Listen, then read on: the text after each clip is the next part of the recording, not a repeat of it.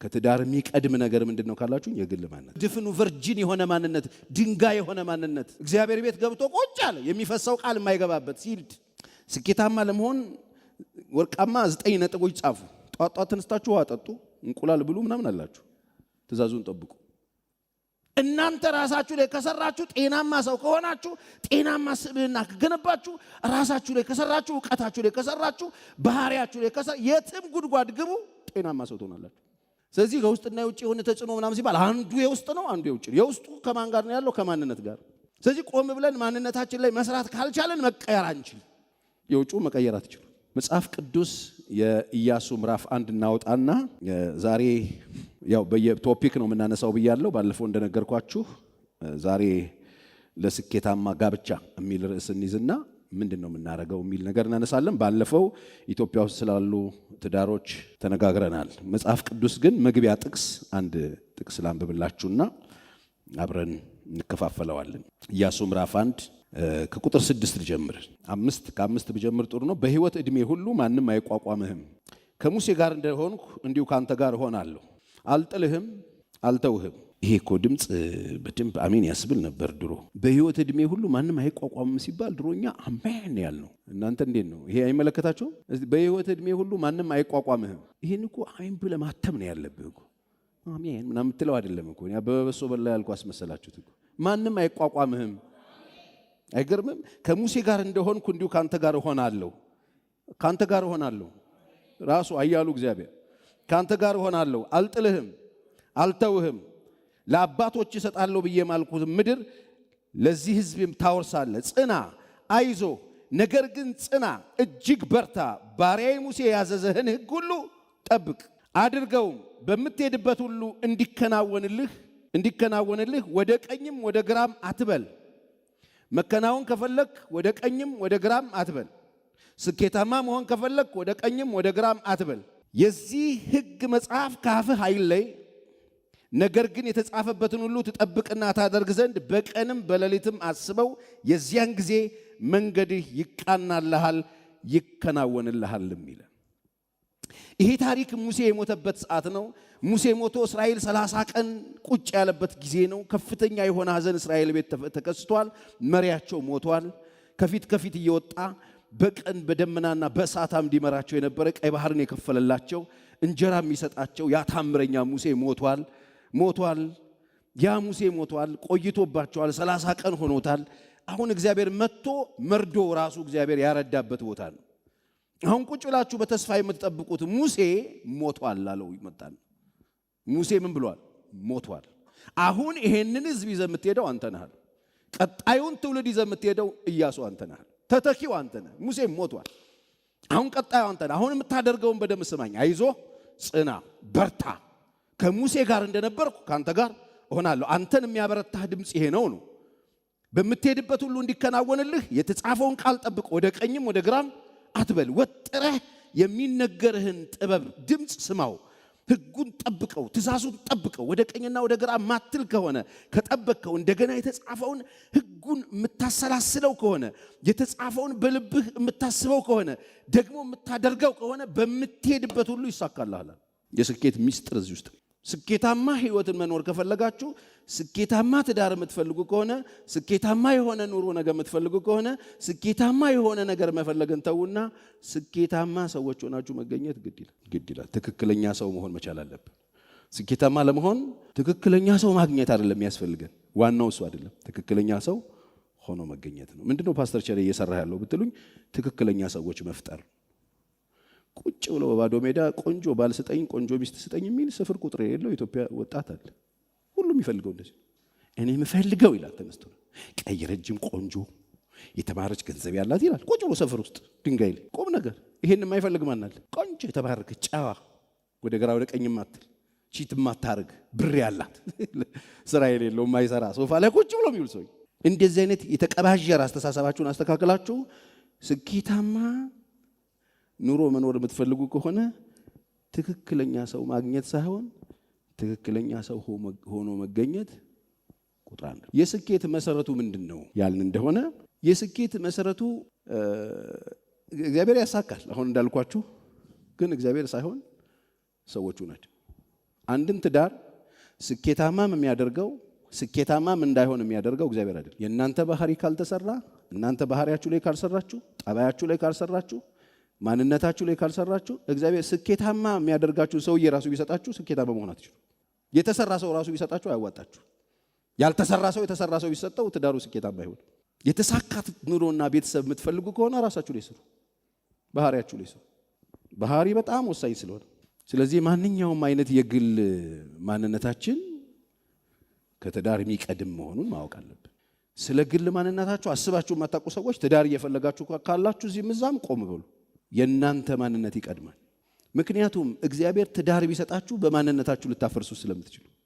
ዓለም ላይ ትዳር እያፈረሰ ያለው ሰይጣን መስሏችሁ አይደለም እኮ። ያልተሰሩ ሰዎች፣ ቂጅቢ ሰዎች ገብተውበት ማንነታቸው ያልተገራ ሰዎች ትዳርን ተቀበሉትና በማንነታቸው ትዳሩን አፈረሱት። ዓለም ላይ የፈረሱ ቤቶችን ቼክ አድርጉ። አብዛኞቹ ቤቶች የፈረሱት በአመል ነው፣ ባልተሰራ ማንነት፣ በባህሪ ነው። አሁንም እየተነቃነቁ ያሉ ቤቶች፣ እዚህም እዛም ያሉ ቤቶች፣ የሚታወቁ ቤቶች የሚያውካቸው አጋንንት ሳይሆን ባህሪ ነው። ያልተሰራ ማንነት፣ ሰልፊሽ ማንነት ይዞ እንደገና ግልብነት፣ አቋም የሌለው ሆኖ ፈርጣጭ ሆኖ ያልተገራ ፈረስ ቤተ ክርስቲያን ቁጭ ብሎ እሱ ነው የሚያፈርስ። እሱ ትዳር ይቀበልና ያፈርሷል። አሪፍ ቤት ቢሰራላችሁና ቢሰጣችሁ አታቆሙት። ስለዚህ የሚቀድመው ማንነትን መስራት ከትዳር ይቀድማል። እሱ 25 ደፍነ መገባበት አይደለም፣ 50 ደፍነ ላትገባበት ትችላለህ። ለምን ካላችሁኝ ከሜሬጁ ወይም ከትዳሩ የሚቀድም ማንነት ስለሆነ ማንነታችሁን ቼክ አድርጉ። ስለዚህ ትክክለኛ ሰው ማግኘት ሳይሆን ትክክለኛ ሰው ሆኖ መገኘት በጣም ወሳኝ። ስኬታማ ቤት ከፈለጋችሁ፣ ስኬታማ ትዳር ለማግኘት እኔ በጠርሙስ ፓራፊን እየሞላው ራስጌያችሁ ብታስቀምጡት ዘይት በሰጣችሁ ስኬታማ አትሆኑ። በዘይቱ ሽሮ ትሰሩበታላችሁ እንጂ ስኬታማ ትዳር አይሰጣችሁ። ስኬታማ ትዳር የሚሰጣችሁ ስኬታማ የሚያደርግላችሁ ትዳራችሁን ማንነታችሁ። ትዳርን መጥፎም ጥሩም ማድረግ የሚችል ማንነት አላችሁ። አይገርማችሁ? ስለዚህ አሁን ቼክ አድርጉ። ትዳራችሁ ውስጥ የውጭና የውስጥ ጫና አለ፣ የውጭና የውስጥ ሰልፍ አለ። የውጭና የውስጥ ሰልፍ የሌለበት ቤት የለም። የሚገርማችሁ ሰልፉ ኬት ነው? ይሄንን ነው ማወቅ ያለብን። ሰልፉ ኬት ነው? ከውስጥ የሆነ ሰልፍ ከሆነ ያለባችሁ በማንነታችሁ ይመጣል። ስለዚህ እሱ ከውስጥ ያለውን ሰልፍ ማስተካከል የምትፈልጉ ከሆነ አታጸልዩ፣ ትንቢት አትስሙ። ከውስጥ ያለውን ሰልፍ የምታስተካክሉት ባህሪያችሁን አስተካክላችሁ። እናንተ ውስጥ የተፈጠሩ ችግሮች ሁሉ የውጭና የውስጥ የሚባል አለ። ሁሉ ጊዜ የውስጥ የራሳችን በባህሪ ይመጣል ከማንነታችን ጋር የተያያዘ። የሚገርመው ደግሞ ማንነታችንን ሌላ ሰው መጥቶ እኛ መቀየር አይችልም። ማንነታችንን በብቸኝነት መቀየር የምንችለው እኛ ብቻ መሆናችን ነው። ደግሞ የሚገርም አንዱ እሱ። ስለዚህ የውስጥ ያለውን ማስተካከል የምትፈልጉ ከሆነ ማንነታችሁ ላይ ስሩ። ተነሱና ዛሬ ጀምሩ። ላቧን እየጠረገች የምትኖር ዶሮ እንቁላል ጥላ ስትጨርስ አንዳንዴ አመድ ውስጥ ሄዳ ትገባለች። ጭር ስትል ጭራለች ይባላል። ታውቃላችሁ? ሄዳ ቁልቁል በቃ የሀገር አመድ ለባላይ ከምራ ጤነኛ ሆነ አመድ ሆና ቁጭ ትላለች። ልክ እንደዚህ አመድ የለበሱ በጣም በርካታ ሰዎች አያለው። ትንሽ ሲንቀሳቀሱ አካባቢውን አድርጎ የሚያውዱት በአመዳቸው፣ ትንሽ ሲያወሩ አካባቢውን የሚቆንሱት፣ ሄደው ቆፍሮ የገቡበት አመድ ሲያራግፉት ሀገር በሙሉ አይታችኋል። አንድ ዶሮ አትመስልም እዛ ጋር ኤኒትሬ መጥቶ የተገለበጠ ነው ይመስል። የውጭው ደግሞ ከኛ ውጪ ነው። የውጭው ከሁኔታ ጋር የተያያዘ ነው። የውጭው መቀየር አንችል። የውጭውን የሚቀይረው ውጪ ያለው ሰውና አምላካችን። ለውጭው ጉዳይ እንበረከካለን። ለውጭው ጉዳይ እግዚአብሔርን እንለምናለን። ለውጭው ጉዳይ እግዚአብሔርና ውጪ ያሉት ሰዎች ናቸው የሚመለከታቸው፣ እኛ አይደለም የሚመለከት። ከዚህ ችግሮች አሉ፣ ውስጥና ውጪ ያለ። አሁንም እዚህ ያላችሁ ሰዎች፣ እዛም ያላችሁ ሰዎች፣ ባለትዳሮች ቤታችሁ ያለው ችግር ውስጥና ውጪ ነው። ውስጥ ያለው የባህሪያችሁ፣ ውስጥ ያለው ራሳችሁ ላይ ስትሰሩ የሚስተካከል፣ ውስጥ ያለው እኛነታችን ላይ መስራት ስንጀምር እና እኛነታችን ላይ ቆመን ባህሪያችን ላይ መስራት ስንጀምር፣ ስብዕናችን ላይ መስራት ስንጀምር፣ ቆፍጠን ብለን ራሳችንን መመልከት ስንጀምር፣ እንደ ጠቢብ ሰው አይኖቻችንን ወደኛ መመልከት ሲጀምሩ፣ ራሳችንን ማጥራት ስንጀምር የሚስተካከል። ይሄ አጉልልሽን ማራገፍ ስትጀምሪ፣ አመድሽን ማራገፍና መጣል ስትጀምሪ፣ የማይገቡ ነገሮችን ኬት እንዳመጣሽው የማይታወቅ ባዕድ ነገርሽን መጣል ስትጀምሪ መስተካከል ይጀምር የውስጡ። የውጭውን ግን አንችልም። የማናቀው ሰው ህይወታችን ላይ መፈጠር ይጀምራል። ጠረናችን መቀየር ይጀምራል። የቤታችን አየር መቀየር ይጀምራል። የኑሮአችን ሁኔታ መቀየር። ሪሌሽንሺፕ ውስጥ እንኳን ካላችሁ ራሳችን ላይ መስራት ስንጀምር ሪሌሽንሺፑ መስተካከል ይጀምራል። ስትሬስ አርክ ውስጥ ውጥረት የሚሉ ሰዎች ትንሽዬ እግዚአብሔር እንሁን እያሉ የራሳቸውንም የቀንንም የእግዚአብሔርንም ጠቅልለው የያዙ ሰዎች ናቸው። ቆዳቸው የሚጠባቸው ተጨንቀው የሚያስጨንቁ ሮብ ላይ ቁጭ ብሎ ሐሙስን ቅዳሜን ይስቡብናል፣ ያመጡብናል። ገና ሮብን ሳንጨርሰው ማለት ነው። ሮብን ሳንጨርስ የሚቀጥለው ዓመትን ጎትተው ያመጡብናል። ምን እንሆናለን ብለው ስቦት ይብጡ። ለዚህ ነው ኢየሱስ ለቀኑ ክፋቱ ይበቃዋል። የራሳችሁን ድርሻ ተወጡ። በቤታችሁ ትዳር ውስጥ ያላችሁ ሰዎች የራሳችሁን ድርሻ ተወጡ። ሪሌሽንሺፕ ውስጥ ያላችሁ ሰዎች ሪሌሽንሺፓችሁ ጤናማ እንዲሆን ከፈለጋችሁ ራሳችሁ ላይ ስሩ፣ ባህሪያችሁ ላይ ስሩ፣ ማንነታችሁ ላይ ስሩ። ሌላ ሰው ለመለወጥ ቢታገሉ ሰዎች ናቸው ሪሌሽንሺፓቸውን የሚያበላሹት። ቁጭ በይ እንነጋገር። እንዳትሳሳቱ። ሰው ለውጣለሁ የሚሉ ሰዎች እመኑኝ በሚያሳዝን ሁኔታ በገዛ ፈቃዳቸው በሽተኛ ይሆናሉ። ቋሚ የማይግሪን በሽታ ባለቤት ይሆናሉ። ብለው ነገሩ ስለማይሰላላቸው እብድ ይሆናሉ። አይችሉም። ለምን? ሰውን ሰው እንዲለውጠው አይደል? የእግዚአብሔር ፈቃድ አይደለም። ለምን? ሰውን ሰው መክሮ የሚለውጠው ቢሆን ኢየሱስ በሞት አያስፈልገው ነበር። ለምን ሞተ ኢየሱስ? ቸርዬ አንተ በርናባስን ቀየረው፣ ማን ደግሞ አንተ ቶሎሳን ቀየረው ይለን ነበር። እንደሱ አይደለም። ራሱ ወረደ። ኢየሱስ መሞት ያስፈልገበት ምክንያት ለዚህ ነው። ሰው ራሱን መቀየር ስለማይችል፣ ሰው ማን ነው ሌላውን ሰው መቀየር ስለማይችል፣ መቀየር የሚችለው ግን ራሱ ነው። ፈቃዱን ለእግዚአብሔር ሰጥቶ መለወጥ ይችላል። መስታወት ፊት ቆሜ እዚህ አይኔ ላይ ያለው ድር ቆሻሻ ምናምንን እያየሁኝ ከሱ ላይ ለማንሳት ይሆናል እንዴ? መስታወት ፊት ከቆምኩ እኔን ነው የማየው። ቆሻሻ ማጥራት የምችለው ከማላይ ብቻ ነው፣ ከራሴ ላይ ብቻ። እኔ መስታወት ፊት ቆሜ መስታወቱ ጋር የሌለውን ሰውዬ ቆሻሻ ላጥራል ማለት አልችልም። ስለዚህ ቆም በሉ። ስኬታማ ኑሮና ህይወት የምትፈልጉ ከሆነ ቁጥር 1 ራሳችሁ ላይ ስሩ። ቤታችሁ ችግር ውስጥ ያላችሁ ሰዎች አላችሁ። የውስጥና የውጭ ነው ተጽዕኖ ሁሉ ጊዜ ብያለሁ። የውስጡን የምታስተካክሉት ራሳችሁ ላይ ሰርታችሁ። የውስጡን ዱም ተብሎ አይቀየር። በጣም ያሳዝነኛል። አንዳንድ ሰው ያሳዝነኛል። ስቃይ የሚበሉ ሰዎች አሉ። የቤታቸውን የውስጥ ችግር ለመፍታት አስተካክሉት። በጸሎት የሚስተካከልን ነገር በእውቀት አታስተካክሉት። ቦታውን ቀይሩት። ማንነታችንን ለመቀየር ድም ሳይሆን የሚደረገው ራሳችንን ለእግዚአብሔር አቅርበን የታየውን ቆሻሻ ማስወገድ ነው። ትክክል ያልሆኑት ባህሪዎቻችንን ማስወገድ ነው። እሱን አዝለ ጌታ ይሰራዋል አይባልም። ጣሉት። ስለምንችል ማለት ነው። ስለዚህ ያው ቅድም እንዳልኩት ብዙ ጊዜ የትዳር መፍረስ አንዱ ችግር ይሄ ነው። ይሄ ትዳር ጥሩ ይሁን መጥፎ ይሁን ማድረግ የሚችሉ ሰዎች ናቸው እዛ ቤት ውስጥ የገቡት። ስለዚህ ትዳር ውስጥ የሚገቡ ሰዎች ስኬታማ ማድረግም ይችላሉ፣ ስኬታማ ለማድረግም ይችላሉ። ኃላፊነታችንን ችላ ብለን እግዚአብሔር ይሰራዋል እያልን ምን አድርጌው ነው ግን ጌታ ትዳሬን ያበላሸው አይባልም። አንቺ አይባልም። ስርዓት ይኖራችሁ አይባልም። እኛንን ተዘጋጅተን እዛ ትዳር ውስጥ ገብተን ማድረግ ያለብንን እያደረገን የምንኖረው። እግዚአብሔር እናንተ አሪፉ ነው። በጣም የሚበልጠው እሱ ስለሆነ። ምክንያቱም አሪፍ ካልሆናችሁ አሪፍ ባል ቢሰጣችሁ ሚስቶች ታበላሹታላችሁ። በእናንተ ጠማማ አመልና ብልሽት በተበላሸ ስብዕና አሪፉን እግዚአብሔር የሰጣችሁን ባል ታበላሹታላችሁ። በፍጹም አሪፍ ሊሆን አሪፍ እግዚአብሔር ቢሰጣችሁ አሪፍ ካልሆናችሁ አሪፍ ሆኖ መቀጠል አይችልም። አይገርምም? ስለዚህ በጣም ቅድሚያ ልንሰጠው የሚገባው ነገር አሪፍ ባል እግዚአብሔር አሪፍ ሚስት ስጠኝ ሳይሆን አሪፍ አድርገኝ ብሎ ራስ ላይ መስራት። ዛት ሰው አሁን እዚህ ቁጭ ብሉና ተማሩ ምለው ራሳችሁ ላይ መስራት፣ ማንነታችሁ ላይ መስራት፣ ስብዕናችሁ ላይ መስራት፣ እውቀታችሁ ላይ መስራት። እናንተ ማንነት ላይ ከሰራችሁ ነገ የሚመጣው ነገር ላይ መኖር የምትችሉበት አቅም ይዛችኋል ማለት ነው። ባልተሰራ ማንነት የተሰራ ቢሰጣችሁ መኖር አትችሉ። ለዚህ ነው በጣም የሚገርሙ ባሎች ያሏቸው ስድ ሚስቶች ያፈርሱታል ቤቱ። የሚገርም ስብዕና ያላቸው ጨዋ ባሎችን እግዚአብሔር ሰጥቷቸው በእነሱ ብልግና ባልተሰራ ባህሪያቸው ቤት ያፈርሳሉ። ምን የመሳሰሉ ባሎችን እግዚአብሔር ሰጥቷቸው፣ ምን የመሳሰሉ ሚስቶችን እግዚአብሔር ሰጥቶት ባልተሰራ አመሉና ባህሪው ቤቱ ይፈርሳል። አየህ፣ ያልተሰራ ማንነት በተሰራ ማንነት ውስጥ መኖር አይችልም። ልዩነት የለውም፣ ይፈርሳል። የተሰራን ሰው መያዝ አንችልም። ስለዚህ በጣም ሁሉም ወጣት ያገባችሁ ሰዎች፣ ተጋብታችሁም ግራ የገባችሁ ሰዎች ቤቱ እንዲቆም ከፈለጋችሁ እከሌላ ያለውን ችግርና ነገር ለመቀየር ሳይሆን ራሳችሁን ለመቀየር ታገሉ። ራሳችሁ ላይ ስሩ። ስኬታማ ትዳር እንዲኖራችሁ 9 ነጥብ ጻፉ አላችሁ። ራሳችሁን አርቁ። ራሳችሁን ስሩ። እንደ እግዚአብሔር ቃል ወደ ግራ ወደ ቀኝ ሳትሉ የዚህ ሕግ ቃል በካፋ ይለይ የተጻፈበትን በቀንና በሌሊት አስበው። ከዛስ በምትሄድበት ሁሉ ምን ያደርግልሃል? ይሳካል። እኔ እግዚአብሔር አሳካልሃለሁ አንተ እንደፈለክ ሂድ ብሎታል አላለው።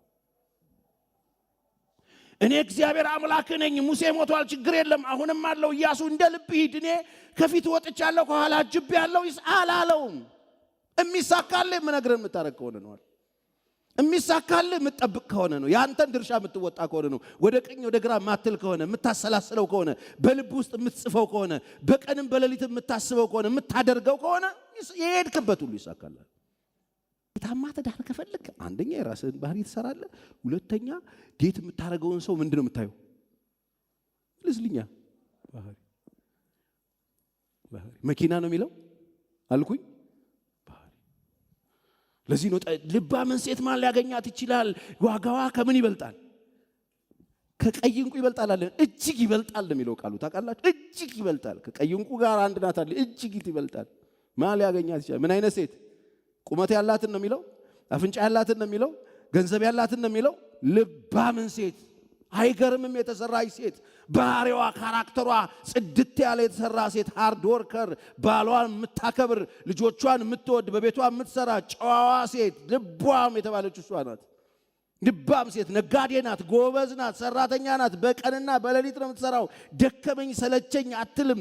መብራቷ በሌሊት አይጠፋም ይላል መጽሐፍ ቅዱስ። የቤቷ ሰዎች ከብርድ የተነሳ አይፈሩም፣ ትሰራለች ይላል። የቤቷን ሰዎች ምግብ ትሰራለች፣ ታበላቸዋለች ይላል። አካሄዳቸውን በደህና ትመለከታለች፣ ትነግዳለች ይላል። መሬት ትገዛለች፣ ትሸጣለች። የምትገርም ሴት ናት። ባሏ በሸንጎ ሲቀመጥ የተከበረ ነው ደግሞ ይላል።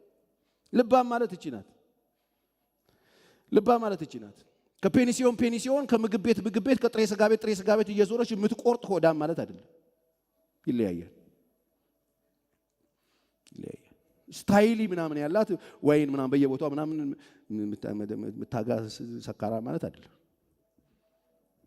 ልባም ሴት ማለት በጣም ቆንጆ፣ አይኗ ላይ የሆነ ነገር ሰካክታ፣ ጥፍሯ ላይ የሆነ ነገር ሰካክታ፣ እግሯን እንደዚህ ከፍ አድርጋ በጣም ተወልውላ ፖሊሽ ተደርጋ ሆና የምትወጣ ማለት አይደለም። እሱን ሽታ ማምጣት ከፈለጋችሁ የጠርሙሱ ነው እንጂ የሰውየው ሽታ አይደለም። የሰውየው ሽታ ከሽቶ ውስጥ ያለው እውነተኛ ሽታ። በጣም ብዙ ሰው የተበላው ሽቶ አሽትቶ ዋው ሽቶ ብሎ ገብቶ ከዛ ከሽቶ በኋላ የሷ ሲመጣ ብሎ መግቢያ ተፈቆሰል ወይ ይልኛል። የሷ ቅርናት አላስቀምጡን አይታ እየገነባ ይመስል ሰው አለ። ወጥ እስቲም ያለ የሚመስል ሰው አለ ሲበላ። በቃ ወጥ እንደዚህ ላበላብ ይሆን ካተብላ ላበላብ እስክትሆን ስራ ስፖርት ስራ ምናምን ስራ እንዴት ጨረስኩት እኮ እቺ የምታክል ጣባ ክትፎ ጨረስኩት 42 ኪሎ ሜትር ጨርሶ የመጣ ነው ይመስል። ተዘግቷላ በመጠጥ በጫት በመናም በሱስ ስለተዘጋ ሱስ ሲጨርስ ትልቅ ነው እሱ። ቤታቸው አልፈረስ። አያችሁ፣ ቤትን ስታስቡ ከእቃ ጋር አታስቡት፣ ሰውየው ላይ ነው መስራት ያለብን። አንዳንድ ሰው እኮ ቤቱ ባይኖር እኮ ትዳሩ የለም። ያንዳንድ ሰው እኮ እቃው ባይኖር እኮ ሰውየው የለም። ገንዘቡ ባይኖር ቤቱ የለም፣ ትዳሩ የለም።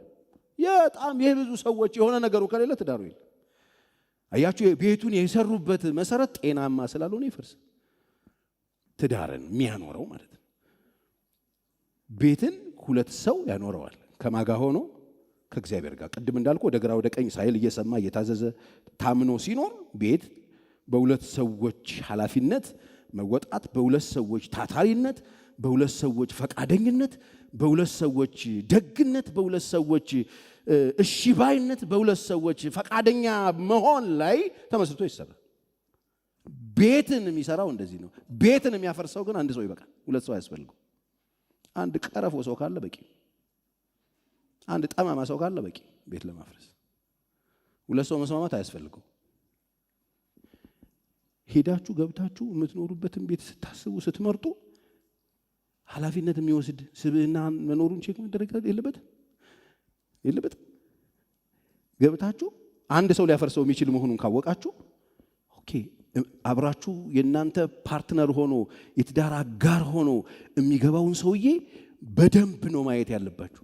ስኬታማ ቤት ከፈለጋችሁ ጌታን አውቃለሁ የሚል ማለት የሚዘምር የሚያገለግል የሚወጣ የሚገባ የሚተነብይ ያፈርሳል። ምንድን ነው ካልከኝ አመል፣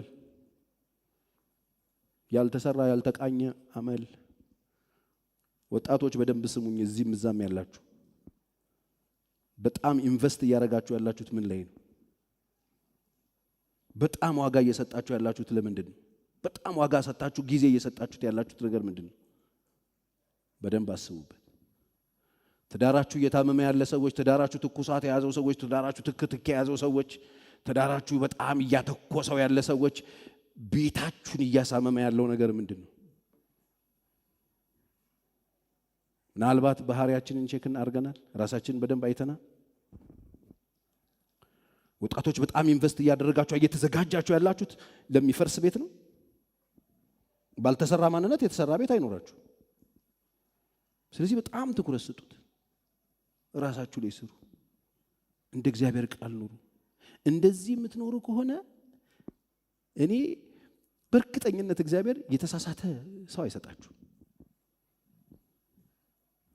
በችኮላ ተጣድፈን የማይሆን ነገር ውስጥ የምንገባው በተበላሸ ማንነት የምናስብ ከሆነ፣ በተሰራ ማንነት ከሆነ የምንኖረው እግዚአብሔር አሳልፎ አይሰጥም። እስቲ አሜን በሉ። አይሰጥም። ራስ ላይ የሰጣችውን ርብቃ ባለፈው አይተናታል። አሳልፎ አልሰጣት። ቁጭ ብላ ቤተሰብ እያገለገለች ውሃውን ስራ እየቀዳች የኖረች አሳልፎ አልሰጣት። የተሰራ ማንነት ይጠብቅሃል። የተሰራ ማንነት እግዚአብሔር ነገ ላይ ወደ ቀኝም ወደ ግራም አትበሉ፣ ግድ የላችሁም። ራሳችሁ ላይ ስሩ፣ ማንነታችሁ ላይ ስሩ። አንድ በጣም ብቸኛ በምድር ላይ መለወጥ የምትችሉት ሰው ልንገራችሁ። በምድር ላይ እናንተ መቀየር የምትችሉት፣ እናንተ ልትሰሩበት የምትችሉት፣ እናንተ እንደፈለጋችሁ ሞልድ ልታረጉት የምትችሉት፣ እናንተ መቀየር የምትችሉት የተሰጣችሁ አንድ ሰው ነው። እሱ ሰው እናንተ ናችሁ። እናንተም ብቻ ነው የሰጠው እግዚአብሔር እንድትለውጡ። እዚህ ራሳችሁ ላይ ስሩ። እግዚአብሔር የሰጣችሁን እድል፣ እግዚአብሔር የሰጣችሁን አቅም፣ እግዚአብሔር የሰጣችሁን ኃላፊነት፣ እግዚአብሔር የሰጣችሁን መብት ተጠቀሙበት። ራስን በመለወጥ ላይ ትኩረት አድርጉ። ቤተ ክርስቲያንን እየበጠበጠ ያለው ሰው ልለውጥ የሚል ሰው ነው እየመጣ ራሱን ያልገራ ሌላው ሰው ልግራ የሚል ያልተገለገለ ላገልግል የሚል ነው እየረበሸ ያለ። ቤተ ክርስቲያን ምን ውስጥ ነው ያላችሁ ዘንድሮ ብትሉኝ ባልተሰሩ ሰዎች፣ ራሳቸው በትክክል ባላወቁ ሰዎች፣ ትክክል ሁኑ በሚሉ ሰዎች ከታች ጀምሮ ተሰርተዋል። አብዛኞቹ ተሰርተው መጥተው ያለ ወረፋቸው አይገቡ። አንዳንድ እኮ እኛ ሀገር እኮ እኔ ሄድኩባቸው ክፍለ ሀገሮች ላይ እኮ አባት እኮ ሄዶ ከትምህርት ቤት አውጥቶት ልጁን አምጣ አልፈልግም ብሎ አስተማሪው ልጁን ወስዶ እረኝነት ይዞ የሚሄድ እኮ ሀገር ነው ያለ። አምጣ ብሎ እንዴ ስራ ፈቶ እዚህ ይውላል እንዴ አምጣ ልጄን ብሎ ማለት ሊያስተምሩለት በፈቃደኝነት ትምህርት ቤት ገብቶ ገና ፊደል ይዞ ሃ ምናምን ሲባል ልጄን ጥሩልኝ መኳንንትን አስወጡት ብሎ አባትየው ከትምህርት ቤት አስወጥቶ እረኝነት ማን ሊጠብቅ ነው እሱ እዛ እዚህ የሚጎለተው ይላል።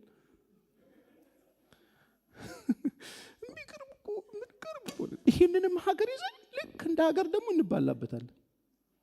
ማትኩ የተወዘፈ ሀገር ተራራ የሚያክል ስራ ያለብን ሰዎች አንመስልም። በስርዓት እንኳን ወረፋ መቆም የማንችል ሰዎች እንደ ተዝናና ሰው እንደ ጠገበ ሰው እንራገጣለን። በጣም ነው የሚያሳዝነው። ሀገር እንዳለው ሰው የተሰራ ሀገር እንዳለው ሰው የተሰራ ስብዕና እንዳለው ሰው በጣም የወላለቀ የፈራረሰ ስብዕና ከምረን ወደል ችግር አስቀምጠን ማዓት የቤት ስራ ወዝፈን እንደጠገበ አህያ እንራገጣለን፣ እንጋደላለን። ተርፎት ሁሉ ነገር ሞልቶለት ጠግቦ ነው ጥጋብ ነው የሚያራግጠው። እንዴት ሰው ረሃብ ያራግጠዋል? እንዴት ጉስቁልና ያራግጠዋል? አያሳፍርም? ያልተሰራ ወረፋ ምናምን አልገጠማችሁም? ትራንስፖርት ወረፋ የምትይዙ ሰዎች ኮስተር ብሎ 70 ሰው ተሰልፎ 108ኛ ይገባል። መስሚያ የለውም። ባልወጣስ ምን አባሽ ታመጫለሽ የሚል ማለት ነው። አይከረምም? እንዴ አይነት ሀገር ነው። ስለዚህ አሁን ይሄንን ይዘን እዛ እንስራ፣ ራሳችን ላይ እንስራ። ጀምሩ፣ ግድ የላችሁ። ዛሬ ማምሻችሁን በርከክ በሉና የሚያስጠላ እናንተ ላይ ሰው የነገራችሁ ከሰው ጋር ማያኖራችሁ አመል፣ ባህሪ፣ ልክ ያልሆኑ ነገሮችን አስወግዱ። ውበት አይደለም፣ ውድቀት ስለሆነ ነጋችሁን ስለሚያበላሹባችሁ። ስኬታማ እኮ እንድትሆኑ ነው ማወራው። ነገ እኮ የሚያምር ነገር አሁን ውጭ የተሰራ ምን አትጠብቁ። ልንገራችሁ፣ የተሰራ ሰው ከማግኘት የተሰራ ማንነት መገንባት ይበልጣል። ግድ የላችሁ። ተሰርታችሁ ከገባችሁ ያልተሰራ ሰው እንኳን ቢመጣ መቆም የምትችሉበት አቅም አላችሁ። እየሰማችሁ ይስሉ ይበልጣል። የተሰራ ሰው ከማግኘት የተሰራ ሰው መሆን ይሻላል፣ ይበልጣል። ስሩ ራሳችሁ ላይ የሰማነውን በልቦናችን ያኖርልን።